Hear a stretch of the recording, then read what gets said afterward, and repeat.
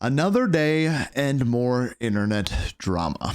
So first things first, if you didn't see my video yesterday or somehow you don't know what's going on, yesterday I made a video apologizing to Even Bad Wolves Gaming for using their B-roll in gameplay in a video of mine that was the entire timeline of the Dying Light.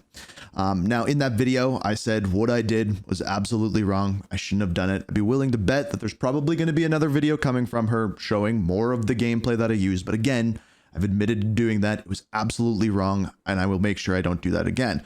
Now, again, in her video talking about me, she never mentioned that I tried to make amends immediately. And in my video, I explained that I did, and that there's an email chain between number one, me and her lawyer, and then number two, me and her.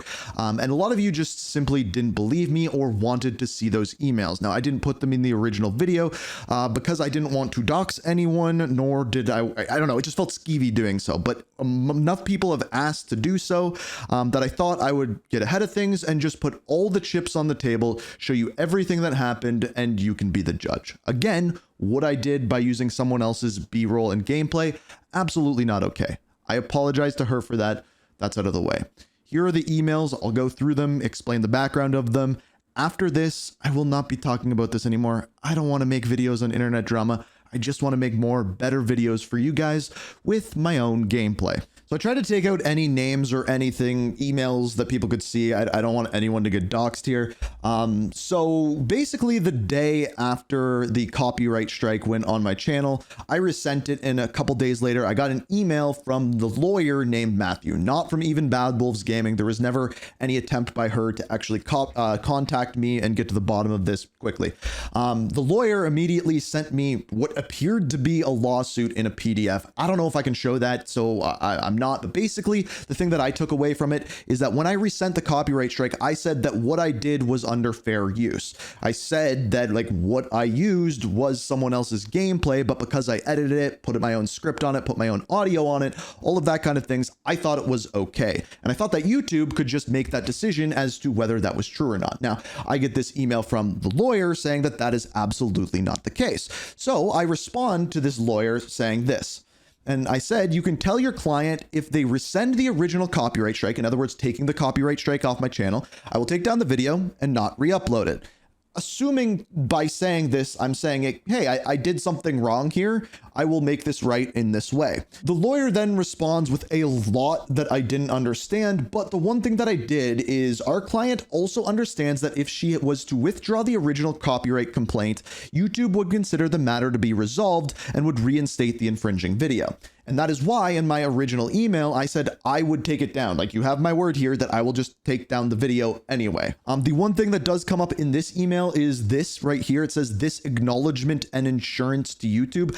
I don't know what that means. And it was probably at this point that I should have just gotten in contact with a lawyer. I just didn't want to have to like waste money on something that should have just been resolved between two people. At least that's what I think. And in my past experience on YouTube, when someone has taken my things or I have used someone else's image or something like that, it was always just one or two emails back and forth to either pay for things or make things right.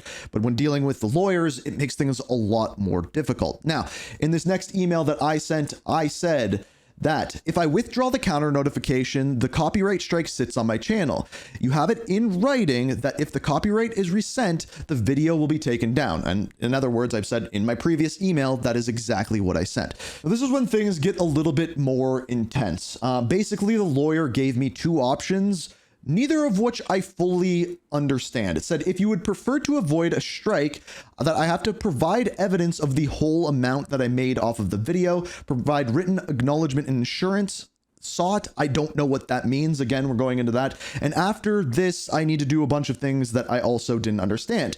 Then it says, if you were to retain the income made from the infringing video, you rescind the counter notification and provide requested acknowledgement and insurance. I already said that I would take down the video. I said that that was fair. And I responded to this by saying the following. I cannot see how much I made off of the video because your client copyrighted it. In other words, when the video is copyrighted, I can't see any of the statistics or anything for that video. At least I couldn't when I went on there. So I couldn't tell them the exact amount that was made off of it. And I said, if your client feels as though the entire earnings of the video deserve to be theirs, again, this is where my grammar is just absolutely brutal, and actually talking to someone would have been a lot better. I said, it is well known that gameplay is not copyrighted content. I included this in my earlier video. I said that is what I understood. From what I know now, that may not be the case. And I said, but just to get it over with, if the copyright is taken off, I will play the client what the video has earned to date. Then at that point, the video would stay live. I should have had a question mark there because I didn't understand that part of it. There's no point to pay anything if the video will not stay live. What I was trying to say here is that if the video was to go back live, I would be still playing Even Bad Wolves Gaming from that video. I did not say that properly, and in an email that comes later, I kind of make more sense of that. But again, this is the problem with talking to lawyers and me having very, very bad grammar. Now, after I responded in that way, they just specifically said that I did not accept an offer whatsoever, when in reality, I was just trying to ask what was actually going on with this offer.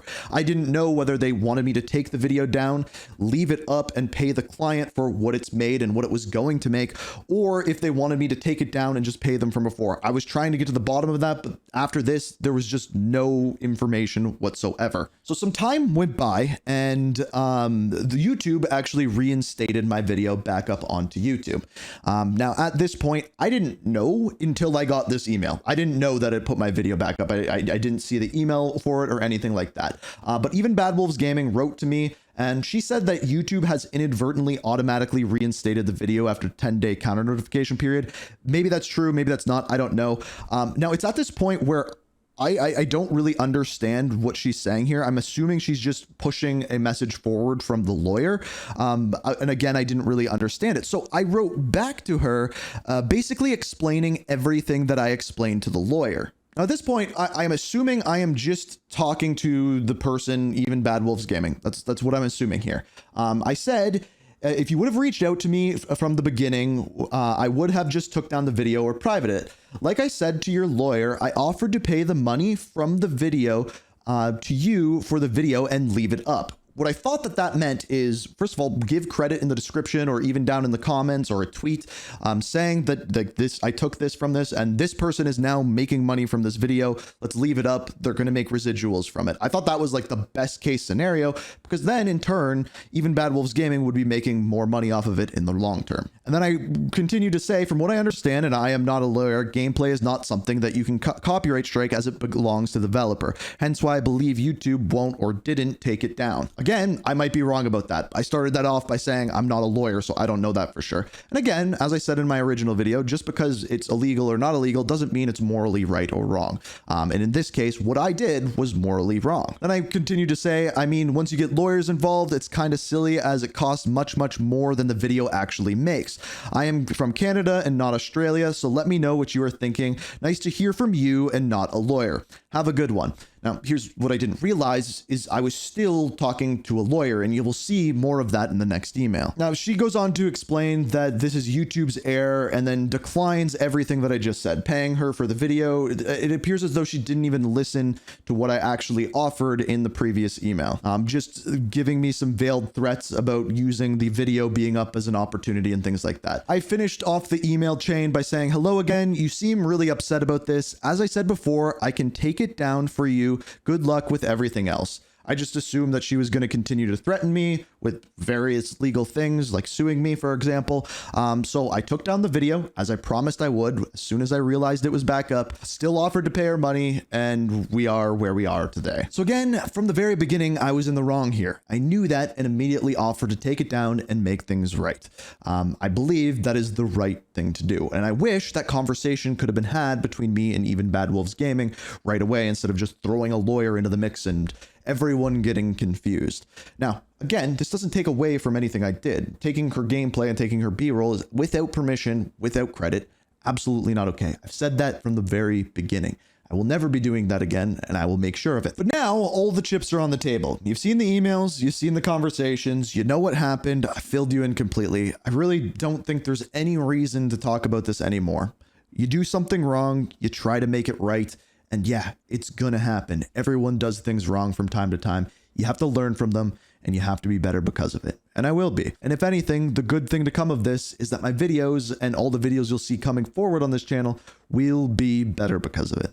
And that's all I can vow to you guys, is to make sure to do that and apologize to Even Bad Wolves Gaming once again. If you would like to get in contact, we don't have to do all of this through videos. You do have my email, as everyone now knows.